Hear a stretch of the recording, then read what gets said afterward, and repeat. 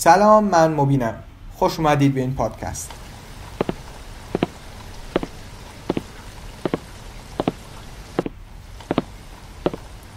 یه ضرب المثل کردی هست که میگه اگر کرخ هسته که بر خویل او درینه. حالا معنیش چی میشه؟ بمونه واسه بعد، چون خودتون متوجه میشید. نمیدونم، شاید این به من ربطی نداشته باشه، اما هرچی بیشتر فکر میکنم بیشتر چیزای عجیب میاد جلو چشام.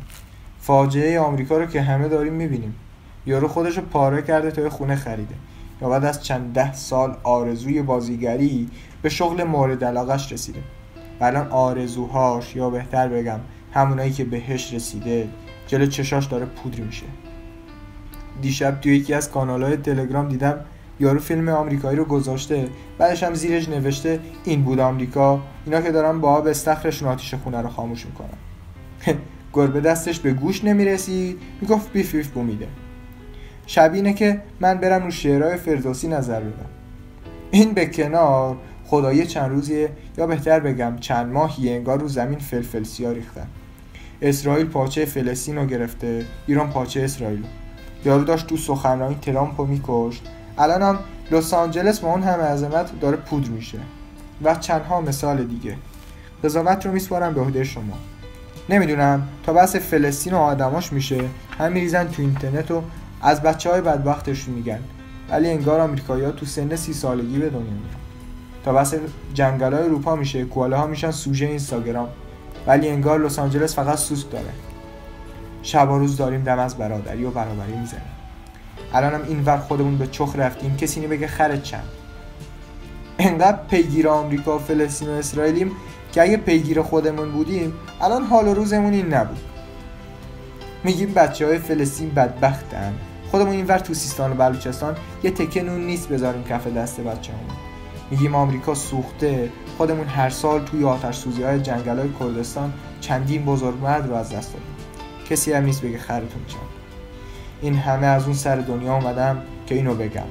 بدبختی‌های ما لس آنجلس نیست، جوانایی که تو اوج جوونیشون زیر خروار گلن. بدبختی ما بچه‌های فلسطین نیست، همون بچه‌هایی که دعا میکنن بارون نیاد تا خیس نشن، چون سقفی واسه زندگی ندارن. مشکل ما اینه زاویه دیدمون خیلی واضحه. خوبه که حواسمون به بقیه باشه، ولی بلوچستان از آمریکا خیلی نزدیکه. اینا رو نمیگم که خدا کنه وایرال شه تا مردم ببینن، میگم که بلکه تلنگری باشه. ملتی که از رستم و ضحاک اومده رو جناب خان و ببری. هممون تمام افسانه های ژاپنی رو از بریم، ولی کی 3 تا داستان از سهراب و رخش بگیم؟ همه قهرمان مارول رو از حفظیم، ولی کی اسمی از گرد آفرید رو دور بزنه؟ اگه بخوام ادامه بدم میتونم تا فردا واسهتون اسم ببرم، ولی که چی؟ مسخره بازی که در میاری میلیونی ویو میگیره و همه خودشون رو میکشن براش، ولی تا یکی میاد از واقعیتا بگه میشه دلقک. یکی از همکلاسیام دو تا نمیدونه چند میشه، درآمدش از پدر من بیشتره.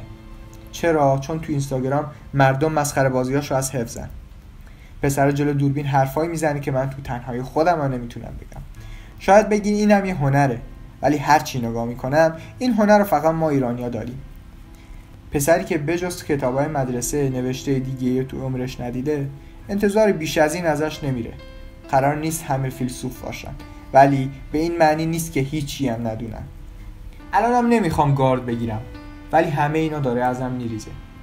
یکی از شعرهای خلیل جبران هست که میگه یه بار به مترسکی گفتم و بعد از ایستادن تو این دشت خلوت خسته شدی. گفت لذت ترسوندن عمیق و پایداره، من از اون خسته نمیشم. کمی فکر کردم و گفتم آره درسته، چون که منم مزه این لذت رو چشیدم. گفت فقط کسایی که از کاه پر شدن این لذت رو چشیدن. یه سال گذشت و مترسک تو این مدت فیلسوف شده بود، ولی وقتی که بازم از کنارش گذشتم دیدم 2 تا کلاغ زیر کلاهش لونه ساختن. داستان ما هم شده مثل همین شعر خلیل جبران. بیاید یکم بیشتر فکر کنیم. بدرود.